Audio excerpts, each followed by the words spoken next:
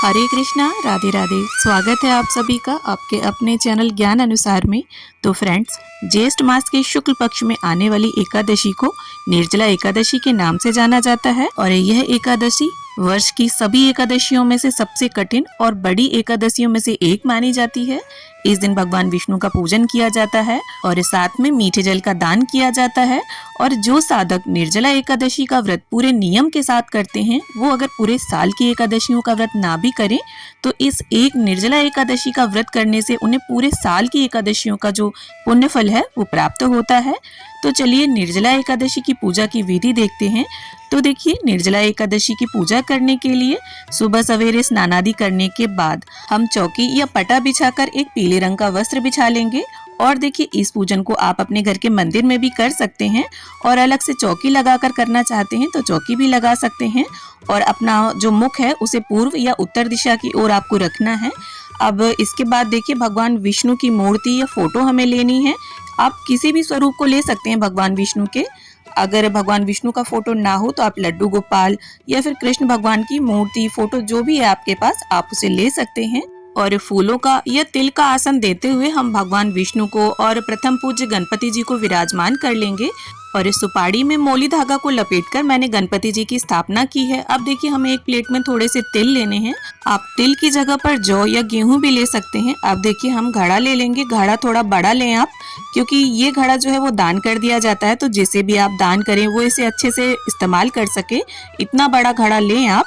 और कोरा घड़ा हमें लेना है, यूज किया हुआ घड़ा नहीं लेना है। और घड़े को हमें शुद्ध जल से भर लेना है। अब देखिए, जैसा कि मैंने बताया, मीठे जल का दान किया जाता है, तो अगर हम घड़े के अंदर बहुत सारी चीनी डाल देंगे तो घड़ा खराब हो जाएगा। इसलिए 2-4 दाने हम चीनी के इसमें डालेंगे और इसके बाद ढक्कन से इसे ढक देंगे। अब देखिए, मौसम में आने वाले जो भी फल आपके पास हो, जैसे कि खरबूजा, आम, तरबूज, ककड़ी, खीरा, जो भी आप दान करना चाहते हैं उसे इस घड़े के ऊपर आप रख दें। अब इसके बाद मैंने यहाँ पर एक प्लेट ली है, इसमें थोड़े से तिल डाल लेंगे हम। तो देखिए, एकादशी पर चावलों का इस्तेमाल बिल्कुल नहीं किया जाता, ना तो पूजा में और ना ही खाए जाते हैं चावल। अब इसके साथ ही एक शुद्ध देसी घी का दीपक हम रखकर प्रज्वलित कर लेंगे। और अगर आप चाहें तो डायरेक्ट चौकी पर भी थोड़े से तिल डालकर दीपक रख सकते हैं। और इसके बाद देखिए, शुद्ध जल और फूल की सहायता से स्नान की भावना से हम सभी को छींटा दे देंगे और चौकी का भी पवित्रीकरण कर लेंगे। अब गणपति जी को यहाँ वस्त्र की भावना से मैंने मोली धागा अर्पित कर दिया है और गणपति जी का चंदन, रोली, तिल, पुष्प समर्पित करते हुए पूजन कर लेंगे। क्योंकि देखिए, गणपति जी का पूजन जो है वो सर्वोपरि होता है, सबसे पहले उनका पूजन किया जाता है। तो इस प्रकार से हमने इत्र भी अर्पित कर दिया है गणपति जी को। मैंने यहाँ पर लाल गुलाब अर्पित किए हैं गणपति जी को। अगर आपको गुड़हल का पुष्प मिल जाता है तो आप वो अर्पित करें। अब इसके साथ ही गणपति जी को हमने अलग से तरबूज का भोग रख दिया है। गणपति जी के भोग में तुलसी दल नहीं डलेगा। और इसके साथ ही श्री हरि विष्णु को यहाँ वस्त्र की भावना से कलावा और जनेऊ अर्पित कर देंगे हम। इसके बाद सभी का हम चंदन और रोली से टीका करेंगे। अब देखिए, ये जो जल से भरा कोरा घड़ा हमने रखा है, इसके ऊपर अगर आप चाहें तो चंदन या रोली से स्वास्तिक भी बना सकते हैं। लेकिन मैं आपको यही सुझाव दूंगी कि ये जो घड़ा है ये हमें दान करना होता है, और चूंकि इसमें स्वास्तिक जब बन जाता है तो बहुत से लोग इसे दान में लेने से कतराते हैं। तो इस घड़े के ऊपर आप चंदन और रोली से खाली एक छोटा सा टीका कर दें। अब देखिए, सभी को हम तिल अर्पित कर देंगे और दीपक का भी हम पूजन साथ में करते चलेंगे। तो देखिए, जैसा कि नाम से ही पता चलता है, निर्जला एकादशी, तो ये बहुत ही कठिन एकादशी होती है। यानी बिना जल ग्रहण करे इस व्रत को रहा जाता है, कुछ भी खाया पिया नहीं जाता। और ऐसे महीने में आती है जो साल का सबसे गर्म महीना होता है, यानी जून में ये एकादशी आती है, जब पानी की हमें सबसे ज्यादा जरूरत होती है। और इस समय इस व्रत को रखना किसी तपस्या से कम नहीं होता। तो यहाँ पर देखिए, सभी को हमने पुष्प अर्पित कर दिए हैं। और इसके साथ ही देखिए, मौसम में आने वाले जो भी फल हो आपके पास, आप वो समर्पित करें। और देखिए, कच्ची कैरी का इसमें भोग लगाया जाता है निर्जला एकादशी पर, तो अगर वो उपलब्ध हो जाए तो उसका भोग अर्पित करें। साथ में जो भी फलाहार भोग आप अर्पित करना चाहते हैं वो अर्पित कर सकते हैं और जल का भी भोग रख दें। तो मैंने यहाँ पर कच्चे पक्के आम, चौलाई और जल का भोग रख दिया है। और जो भी भोग आप रखें उसमें तुलसी दल अवश्य डाल दें, क्योंकि बिना तुलसी दल के हमारे श्री हरि नारायण भोग को ग्रहण नहीं करेंगे। और ये देखिए, फलाहार ही भोग अर्पण करेंगे, अन्न का भोग नहीं लगाएंगे। और ये तो ऐसी एकादशी है, इसमें तो जो व्रत रहता है वो जल भी नहीं पीता। अब देखिए कुछ एक विशेष तिथियों में जैसे एकादशी पूर्णिमा पर तुलसी अर्चन किया जाता है, तो मंजरी वाला तुलसी दल आपको लेना है। मतलब मंजरी अगर है आपकी तुलसी में तो उसे तोड़िए 1-2 पत्तों के साथ और हाथ में तिल लीजिए और श्री हरि नारायण का ध्यान करते हुए उनके 9 या 11 मंत्रों का जप करिए और इसके बाद वो तुलसी उनके चरणों में छोड़ दीजिए।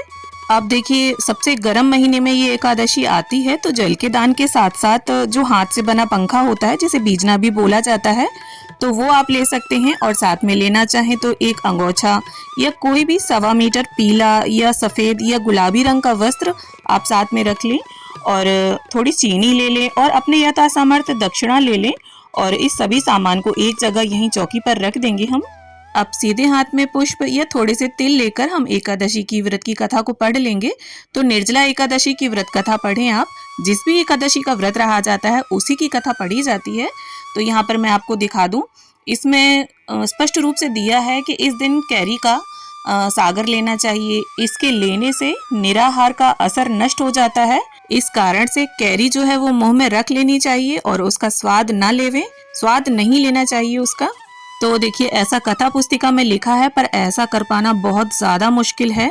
तो अगर आपसे ऐसा ना हो पाए तो करने का प्रयास बिल्कुल ना करें। और कथा संपन्न करने के बाद हाथ के तिल हम भगवान के चरणों में छोड़ देंगे और इसके बाद जो दीपक मैंने प्रज्वलित किया था उसी से मैं सभी की प्रेम पूर्वक आरती कर लूंगी, गणपति जी की, श्री हरि विष्णु की। और इसके साथ ही हाथ जोड़कर प्रभु से पूजा में रही कमियों के लिए क्षमा याचना कर लेंगे और भगवान अपना आशीष सदैव हम पर और हमारे परिवार पर बनाए रखें, इसके लिए विनती करेंगे।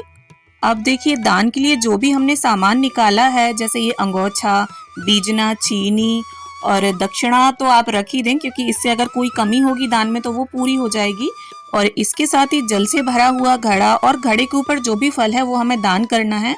और ये सारा सामान आप मिनस कर रख दीजिए। और देखिए शाम से पहले इसे दान करना होता है, सायंकाल के बाद कोई भी दान नहीं किया जाता।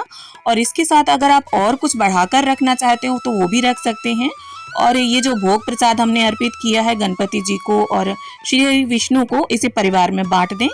तो इस तरह से जो है निर्जला एकादशी का पूजन किया जाता है। और निर्जला एकादशी का व्रत जो है वो 2 तरह से किया जाता है। कुछ लोग तो पूरे दिन निर्जल निराहार रहकर व्रत करते हैं, मतलब पूरे दिन कुछ भी नहीं खाते, यहाँ तक कि पानी भी नहीं पीते। तो अगर आप इस तरह से व्रत करते हैं तब तो देखिए सर्वोत्तम है। निर्जल व्रत रख लेने से पूरे साल की एकादशियों का पुण्य फल जो है वो आपको एक एकादशी के रखने से मिल जाता है। लेकिन अगर आप पूरे दिन निर्जल नहीं रह सकते तो आप इस तरह से देखिए भगवान विष्णु का पूजन कर लें और जल का दान कर लें। बाद में शाम के समय नींबू या आम का शरबत आप पी सकते हैं या फिर पानी में खाली चीनी डालकर आप उसे ग्रहण कर सकते हैं। तो देखिए इसमें मीठे जल का दान किया जाता है, यानी शरबत का ही दान किया जाता है और सबसे पहले शरबत ही ग्रहण किया जाता है। और देखिए अगर आप व्रत ना भी रह पाए तो इस तरह से भगवान विष्णु का पूजन करें और मीठे जल का दान करें। साथ ही देखिए गर्मी से जो भी चीज़ें राहत देती हैं, बहुत सारी चीज़ें होती हैं, आप उनका दान कर सकते हैं। तो किसी भी कन्या, ब्राह्मण या सुयोग्य पात्र को आप दान करें। और एकादशी को देखिए चावलों का दान नहीं किया जाता, द्वादशी वाले दिन चावल दान किए जाते हैं।